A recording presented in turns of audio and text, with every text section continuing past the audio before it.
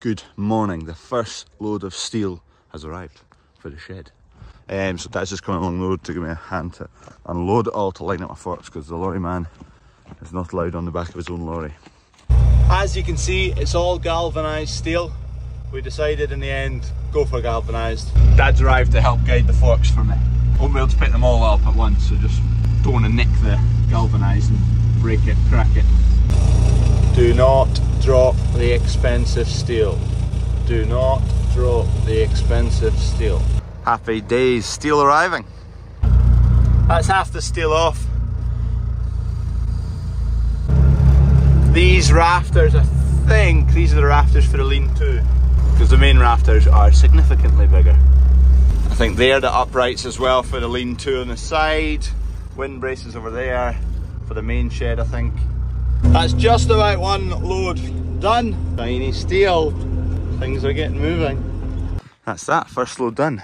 When I was in the forklift taking them off, I was thinking there's quite a few of these bent, but they've got a tapered edge to them. And when you look from this direction, they kind of look skew-iff and wonky, but they're all good. They're meant to be like that. Fine, first load of steel in. We've not got loads of space to play with as more and more steel comes. We'll just have to figure it out as we're going where the steel lands and where we put it. Lorry man's off, hopefully we'll be back soon with more steel. He's got some interesting stickers on the back of his truck. Electricity board I've been in to drop off two big brand spanker poles. Big belters those, lathered in creosote. So one of these is to replace that pole and the other one's to replace the equivalent up at that end. The two either side of the two that are coming down. That'll get buried in here. Some of the holes for the foons have been dug. Maybe a third of them have been all dug. Snap the fingers, this will all be full of concrete with a wee bolt box in the middle. So will that one. And all of these. So basically concrete poured in there with a bolt box in the centre, all the way along those. Steels will go in, concrete panels will go in, basically as retaining walls to hold the inside of the material under the shed. So we put the panels in, then that all gets filled in, that wee triangle shape there. And the panels, it gives us a flat edge on the outside and then obviously stops material flowing past that line. Otherwise, you lose quite a lot of that yard. You need to run flat level out from the edge of your shed a wee bit and then slope it off. So you lose a lot more. So we went for a retaining wall in there to keep it all flush. We're going to have a wee hut in here for all the water supplies. We'll have a spare tank there as well. A bit of a flat area there for doing that. Perfect. Wednesday today. Concrete comes Monday or Tuesday for these foons. There is a random hole over there. So that is the corner of the shed. Gable end there, long end there. If you think you know, what is that hole for? Have a guess, put it down below. I might have told you, I can't remember. We've actually ended up with a fairly wide bit of yard here. It's wider than I thought it was going to be, which was a wee bit of a concern of ours. You don't really know till there's a bit of work done and you can get your bearings about the place. You're only looking at maps from above. Either this is lifting really slowly or it's heavy. Shouldn't be an issue for the lift. Must just be set to lift quite slow at the moment. Don't know why, but it's just lifting really slowly. I've pumped the oil to its max. And the front lift is rated to 3 and a bit ton or something. So it's not weight related, I don't know what's going on here. I'm not sure why it was lifting slowly, but it's going fast now. Up, down, up, down. I've no hydraulic top link on it at the moment. Okay, we are on. I just need to, the toolbox is in there, so I'm just going to work out whether it's going to fit fine in that gap. Should do. It's like a dream. Just got it sitting on a bucket, but that's pretty much bang on the height it'll sit on. Lid opens fine, shuts fine. Perfect, it's going right there. Get all your tools in there. I originally had it maybe putting it there, but the gap between the tyre and here was getting too narrow. Hiya.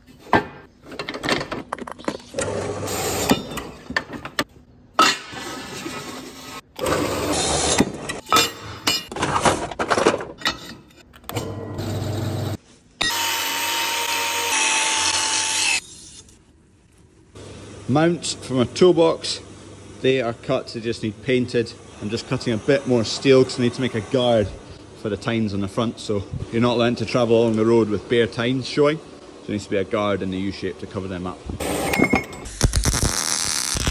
That's the right shape. Now I just need to mount it to the tines. So going to fit in the back there to mount just perfectly. Totally by accident, but it's going to work fine. Just had a phone call, a bad phone call, that the ammonia straw is no more.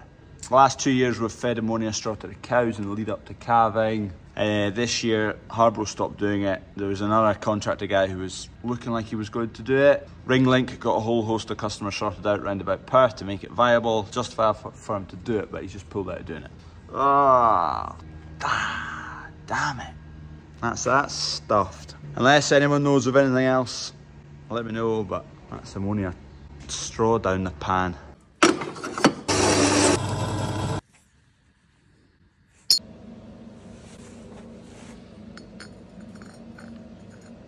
This is the very first fit up of the guard.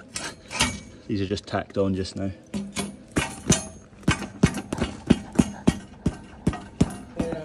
Fits pretty much bang on. Bolts through here to tighten it on. Just need to leave a 17mm spanner in the toe box. There you go, that's that one tight. There we go, perfect. Worked a treat. So that should now, I'll take it off and hang it in the back and see how it looks. Last thing I'll need to do is cap the ends. Either get plastic caps or just weld a cap on the top. I'll just weld it because I don't have plastic. Fit up's good, so I can fully weld these seams. It's just old bit of PTO guard. What a beast. This is me and my friend's truck. Good piece of kit. Phenomenal. Me and Ross and another friend Josh owned a third for a while. Now Ross owns kind of 99%. I kept 1% share because, well, why wouldn't you? It's a weapon. Friend Ross is away to pick up a digger of his. He was just stopping by. But he needs me to reverse it out because he's forgotten how to reverse. I might need a wee hand there. You take a look at the wiring underneath. We'll show you some goodies under here. Oh yeah. When we first bought it, the rear axle and diff was basically hanging off.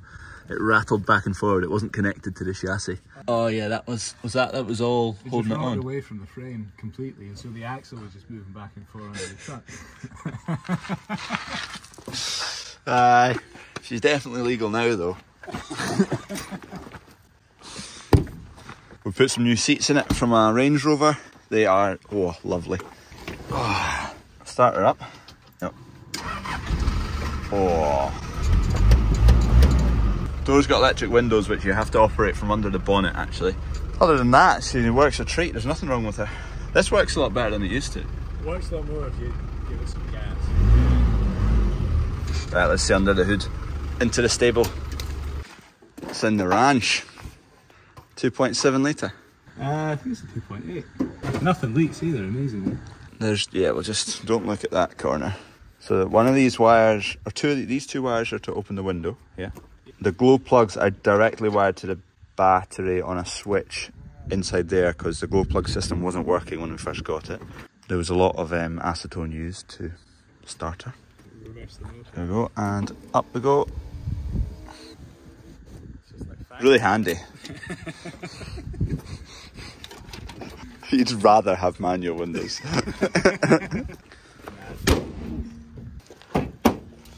Got Adidas 3 stripe, got a bit of class to her. Once the Defender's back in action, we'll go off-roading, won't we? Oh yeah. No rust. He doesn't want his reversing to be videoed, but Ross works on the boats. Whenever you see the Calmac ferries going wrong, he gets swooped in to fix them. Oh, he's doing an alright job so far. Nah, it's gone better than I was hoping for. See you later, mate. Abandoned ship again. We're going combining. I'm so sick of this. Starting at 3 o'clock, finishing at 5 o'clock.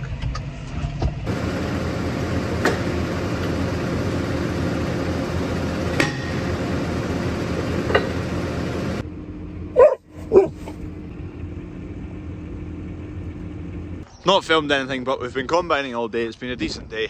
It's coming in a bit better now, down to 16–15%, more like it. Update, solar panels. The guys have put some in here. Still plenty to go in. I presume they've done over the other side. Yep, they're all fitted. So there's a few panels down there. A few more panels to go here. Panels to go over there, over the other side, and over the front side of that building there. Since we put our old panels in, the area you need for a 50 kilowatt system, or any system, is half the size of area. Say this is going to be 500 square meters. When we originally put solar panels in, for the same kilowattage, you'd need 1,000 square meters. So it's got a wee fright there, the chiller units going on. Chiller units and freezer units dotted all about this roof for all the freezers and the chills inside. Here's all the wiring for them. There's wires all over this roof. So they've run the wires up for this part of the roof to connect them in. So they basically need to run each section. So there's 5 different sections, and they'll need to run them all to the same box.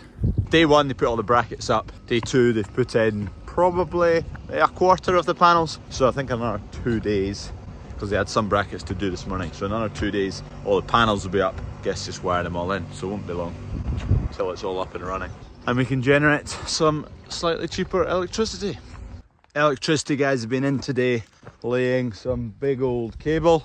The new cable's in the trench. They've got their caution tape in, they've got their ground in, they've got their sand in, they've got everything in. Back Saturday to take this pole down and replace it with one of these big new ones. And the other 2 poles in the middle, they're disappearing. So that's a big, heavy, beefy piece of cable in there. Anyway, this is ready now pretty much to fill in again. The OSR, by the way, all of our OSR, I don't want to speak too soon, but all of it looks so good. Really good. Best we've had it for quite a few years. Oh, I just can't wait till steel starts going up. Oh, and getting cows in it, and oh yeah. Can't wait. He's returned, and he's now got a digger. Oh yeah. Give it a wobble. Oh yeah, lovely bit of play in the boom there. Well, other than that, she's absolutely golden. No cracks, none at all. She'll do the job. Right. You're about to make a meal of your garden, aren't you? he's just said, I don't know how to start it. Needs glow plugs for 30 seconds. That's been 15 seconds. Way! A huff and a puff and away she goes. Sales technique, lather her up in grease. He was actually a Manitou salesman. He was a Manitou salesman? Why is she selling you a JCB then? 2003. You might see this machine visit us one day, if I need to borrow it for any time. Aye, £100 a day. Can I have £100 a day? Does that come with a man driving it? What's in the ranch here? Wow, beauty. 3-cylinder. 3-pot Parkins in there. Don't know how any of this works. I'm assuming that's the injection pump. I think that's your coolant, and then that pumps the coolant into the air compressor up here, which drives your centrifugal pump, which gets your oil going for the boom. Yeah. Mate, she's golden.